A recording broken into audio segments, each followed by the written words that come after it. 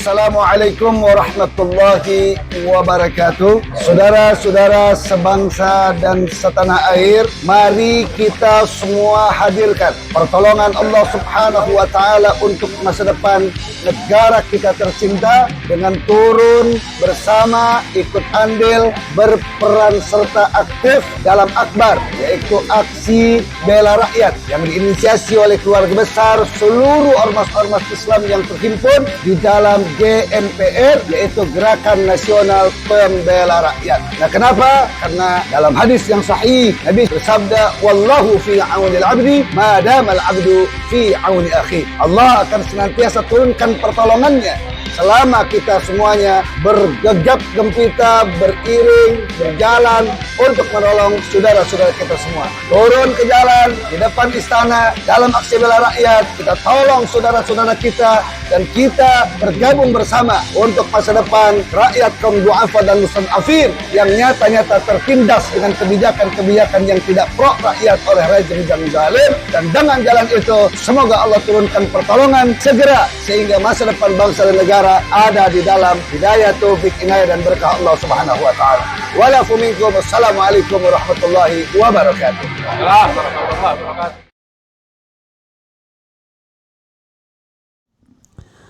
Assalamualaikum warahmatullahi wabarakatuh. Sobat RH sekalian, jumpa lagi kita di channel yang keren ini. Keren cadas ya. Ini ada berita yang ngeri-ngeri sedap. Tentu memunculkan pro dan kontra, tapi menarik ya sebagai pembelajaran bagi kita dan fairness media kita ya. Tetapi memang orang tidak bisa disalahkan kalau dia punya orientasi ya. Dan orientasi itu biasanya sangat terkait dengan hal-hal yang sifatnya ideologis ya. Anies misalnya dipersepsi sebagai kanan ya. Jadi tidak heran kalau media-media yang tidak berada di spektrum kanan tidak akan merasa favorit dengan Anies ya. Bahkan barangkali merasa terancam kalau Anies menjadi pemimpin negeri ini. Atau merasa tidak nyaman saja karena proximity atau kedekatan itu tidak terlalu dekat. jadi soal-soal seperti itu wajar lah ya. Tetapi memang kritik juga wajar. Jadi udahlah, dalam demokrasi kita anggap dua-duanya wajar. Kritik wajar, framing seperti itu ya wajar saja ya. Karena toh media-media kanan biasanya juga akan memframing Ganjar buruk misalnya ya. Jadi ya biasa sajalah dalam politik seperti ini. Asal seketika menjadi pemimpin, sudah terpilih menjadi presiden, misalnya seandainya betul-betul mereka berkompetisi, ya dia menjadi the President of Republic of Indonesia, bukan presiden hanya untuk para relawan atau presiden bagi media-media yang menyokongnya. Kira-kira begitu ya. Oke. Ini ada berita ya dari faktakini.info dan juga dari KBA ya. KBA News. Oke. Jahatnya framing Kompas, berita tentang 23 koruptor bebas tapi yang dipasang foto Anies. Fakta gini ya. Jakarta 9 September 2022. Faktakini.info Jakarta. Beginilah jahatnya media Kompas membuat framing negatif. Berita hari ini tentang 23 koruptor yang dibebaskan, tetapi oleh media Kompas, foto yang dipasang adalah foto Anies Baswedan di KPK. Media Kompas sengaja menciptakan framing seolah Anies Baswedan adalah seorang koruptor. Kompas tak pernah punya sedikit pun rasa malu membuat framing negatif terhadap politisi muslim dengan cara kasar seperti ini. Kalau kita lihat memang di Kompas ini halaman berapa ya? Kompas 8 September halaman 2, judulnya korupsi bukan lagi kejahatan luar biasa. Kemudian bicara tentang pembebasan bersyarat bagi 23 koruptor, membuat korupsi bukan lagi kejahatan luar biasa. Jika negara serius memberantas korupsi, tetap dibutuhkan efek jera. Kemudian sebenarnya dalam berita ini itu ada berita kecil tentang Anies sebenarnya, yaitu Gubernur DKI diperiksa, tetapi memang hanya kecil, bagian kecil saja ya. Subheading terakhir ya, Jadi setelah panjang bicara mengenai koruptor yang dibebaskan, ada bicara tentang gubernur DKI diperiksa. Lalu di sini gambarnya adalah Gubernur DKI Jakarta Anies Baswedan selesai menjalani pemeriksaan di gedung Komisi Pemberantasan Korupsi Jakarta Rabu. Anies diperiksa KPK sebagai saksi berkaitan terkait penyelidikan pada penganggaran dan kecil sekali ya, yang intinya adalah tentang Formula E ya. Jadi ya tidak salah-salah amat juga foto Anies ya. Tetapi mungkin ada orang yang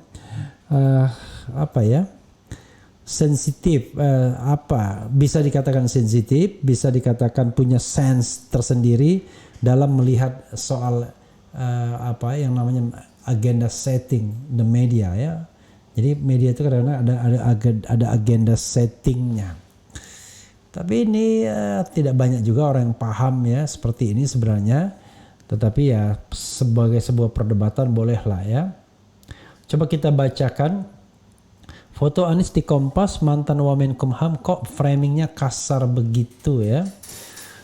Oke, Jakarta, pakar komunikasi politik dan kedai kopi Henry Satrio menyayangkan penayangan foto yang menampilkan Anies Baswedan di gedung KPK dalam artikel berjudul Korupsi Bukan Lagi Kejahatan Luar Biasa di rubrik Politik dan Hukum Harian Kompas Kamis 8 September 2022. Ini menunjukkan ketidakobjektifan Kompas. Semestinya 2-3 koruptor itu yang dipasang, bukan Anies sendirian seperti itu, katanya kepada KBA News. Upaya penjagalan untuk berlaga dalam Pilpres 2024 kian tidak sehat dilakukan kelompok-kelompok tertentu akhir-akhir ini di tengah kesuksesan Anies memimpin Jakarta dengan segudang prestasi. Foto yang ditampilkan Harian Kompas itu pun diduga sebagai bagian dari gerakan kelompok tertentu untuk menciptakan persepsi buruk di tengah masyarakat. Kok framingnya kasar begitu, ujar pakar hukum sekaligus mantan Wakil Menteri Hukum dan HAM Denny Indrayana. Sebelumnya pakar komunikasi Universitas Islam 45 Bekasi Tati Yuniarti mengatakan, kalau saya baca secara keseluruhan artikel itu, berita tentang Pak Anies sebenarnya hanya berita tambahan tempelan ya, sebenarnya tadi saya katakan di belakang. Berita Pak Anies dipanggil KPK untuk memberikan keterangan terkait penyelidikan dugaan korupsi perhelatan Formula E. Kenapa tidak gambar dari 23 koruptor itu yang dimasukkan dalam frame Kompas? Dari sisi framing, lanjut Tati, ada opini yang terbangun dari situ. Opini yang akan muncul ketika masyarakat melihat berita tersebut seolah-olah Anies termasuk orang yang terlibat dalam kejahatan tindakan korupsi yang terjadi dalam penyelenggaraan Formula E. Padahal ini baru tahap penyelidikan dengan masih saksi-saksi dihadirkan.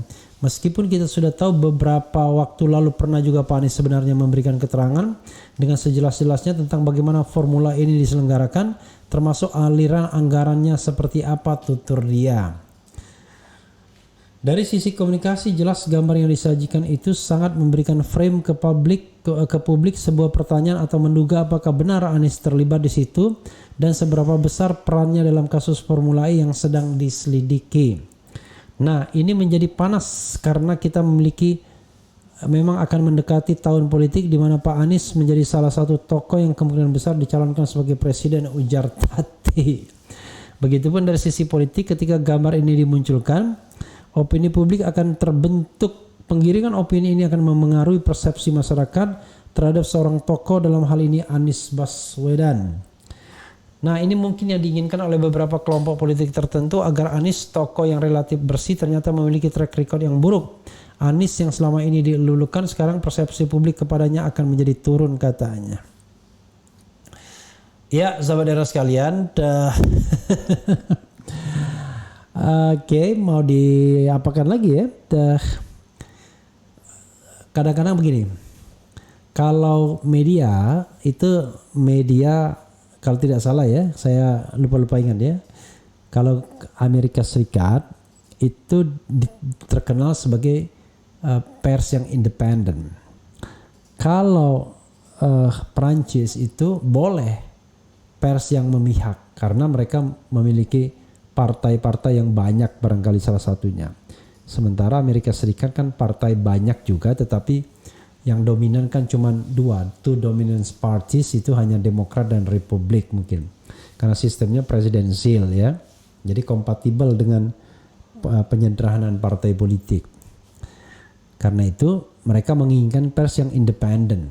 Sementara Prancis masing-masing partai memiliki medianya sendiri, corongnya sendiri. Sama seperti misalnya Indonesia tahun 50-an ya, ketika era parlementer masing-masing partai politik itu ada medianya sendiri-sendiri. Nah, sekarang kecenderungannya adalah karena kita hidup pada masa Orde Baru, memang media-media itu diharapkan media yang independen. Tapi jangan lupa, selain media yang independen, ada juga media yang memang secara memang belongs to a political party walaupun tidak berkembang secara baik. Bahkan kadang-kadang menjadi corong perseorangan misalnya, ya. Nah, sehingga dalam konteks ini media-media seperti itu jarang berkembang dan mungkin juga nggak terlalu dianggap. Yang dianggap itu adalah media-media yang dianggap tidak belongs to political party, karena itu orang berharap kenetralan mereka dalam gerak langkah. Kalau misalnya televisi, orang pengen yang namanya Metro, kemudian tapi Metro sudah milik political party, milik Nasdem ya. That's okay, kita nggak bisa masukkan. Misalnya TV One misalnya, Kompas TV atau koran Kompas misalnya, atau koran siapapun yang tidak berafiliasi dengan partai politik itu menampilkan independensinya. Nah, karena itu tidak heran kalau kemudian orang seperti Denny Indrayana, Henry Satrio, tadi Yuniarti mengkritik Kompas yang seolah-olah memojokkan Anies. Tapi sekali lagi ya, memaksa Kompas untuk memilih Anies rasanya memang nggak bisa juga. Kalau diadakan polling di Kompas antara Anies dan Ganjar, ya saya yakin mayoritas akan memilih Ganjar, ya kan? Karena memang secara ideologis Anies dianggap kanan ya, sementara Ganjar dianggap tengah kiri, kira-kira begitu. Anies representasi dari kekuatan hijau, kalau Ganjar dianggap kekuatan merah. Jadi ya mau diapakan lagi ya. Jadi setiap orang punya preferensi yang kemudian kita tidak bisa dipaksakan. Sama seperti grup Tempo misalnya. Kalau grup Tempo mungkin lebih mix up, tapi mungkin lebih condong ke tengah kanan ya, kalau grup Tempo. Jadi memang ya seperti itu nggak bisa disalahkan. Tapi baik Kompas maupun Tempo, dua hal yang patut dipuji dari mereka adalah wadah perjuangan anti korupsinya. Nah, kalau anti korupsinya kedua media menurut saya cukup menunjukkan hal yang luar biasa ya. Tapi tentu dengan keterbatasan juga. Dengan misalnya kalau sudah menyangkut bibir kekuasaan, biasanya mereka mikir-mikir. Tempo jauh lebih berani ya ketimbang misalnya grup Kompas yang lebih terkesan safety player. Jadi hal-hal seperti ini ya dari dulu itu begitulah terjadi ya. Tapi untungnya saudara sekalian ya, untungnya adalah sekarang ini tidak ada lagi media yang mainstream. Kalau dulu terasa tidak adil ketika misalnya media-media ini terlalu mendominasi. Tapi sekarang tidak ada media yang mainstream. Tidak ada berita yang mainstream yang bisa menguasai satu lini di Republik ini. Kecuali kalau mereka menjadi kartel. Misalnya kalau televisi TV One, kemudian Kompas TV, kemudian Metro TV, RCTI, iNews, kemudian apalagi you name it, CNN Indonesia kompak tidak menyebarkan berita tertentu. Nah itu kartel. Kalau sudah kartel begitu akan susah. Tapi kalau seandainya di antara mereka dominan kayak dulu, misalnya koran itu hanya Kompas saja yang dominan, yang lainnya tidak ditengok misalnya. Apalagi ketika berita TV belum sehebat sekarang, maka memang terasa bahwa ada kejomplangan. Tapi kalau sekarang Nggak ada. Bahkan media perseorangan itu seperti YouTube seperti ini bahkan jauh lebih powerful kadang-kadang dibandingkan dengan media-media yang berbentuk perusahaan pers misalnya. Karena media-media seperti YouTube perseorangan ini kadang-kadang juga bisa membangun opini ya, membangun sebuah gerakan, membangun semua giroh, semangat dan lain sebagainya. Nah, itu bagusnya demokrasi. Karena itu pesan kepada pemerintah, ya jangan hilangkan demokrasi seperti ini. Karena demokrasi ini menciptakan kesehatan, tidak ada dominasi pemberitaan media. Bahkan kalaupun media mainstream berkomplot sekarang untuk tidak memberitakan sesuatu, berita akan muncul di media-media alternatif di sosial media. Jadi yang paling penting adalah pemerintah tidak menjadi otoriter ya, dan tidak sah ya, tidak legitimate kalau Presiden Jokowi menjadi seorang diktator atau seorang yang otoriternya atau seorang otoriter. Kenapa? Karena dia hidup di alam demokrasi. Seperti Rocky bilang, demokrasi ini bukan berkah Pak Jokowi. Demokrasi ini adalah berkah perjuangan tahun 98 dan Pak Jokowi datang belakangan menikmati hasil demokrasi. Karena itu kewajibannya adalah berterima kasih kepada demokrasi kita yang diciptakan berdarah-darah dengan darah dan air mata, termasuk juga mereka-mereka yang meninggal ya, para pejuang mahasiswa ya dari Trisakti misalnya, yang kalau sekarang hidup barangkali usia mereka ya sudah seperti 40-an tahun juga kan begitu. Karena itu kewajiban siapapun yang memimpin adalah memelihara demokrasi dan bahkan mengembangkannya flourish, bukan malah membuat setback seperti itu ya. Oke, saudara sekalian, itu saja ya. Sesama anak bangsa warga negara tidak apa-apa punya preferensi berbeda ya. Negara tidak akan tamat juga asal kita punya value yang sama. Yang paling penting apa? Lawan korupsi ya. Lawan oligarki yang ingin menguasai negara kita ya, dan kita tumbuh kembangkan demokrasi kita. Oke, itu saja. Kita dengarkan Otak Liar. Pemimpin yang adil. Wassalamualaikum warahmatullahi wabarakatuh. Ciao.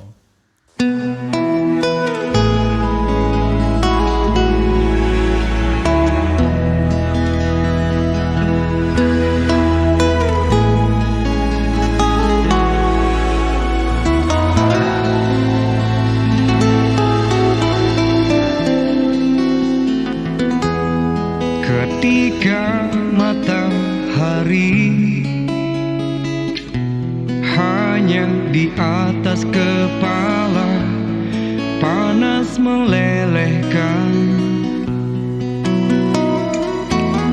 Ketika keadilan akan ditegakkan di hari akhir zaman,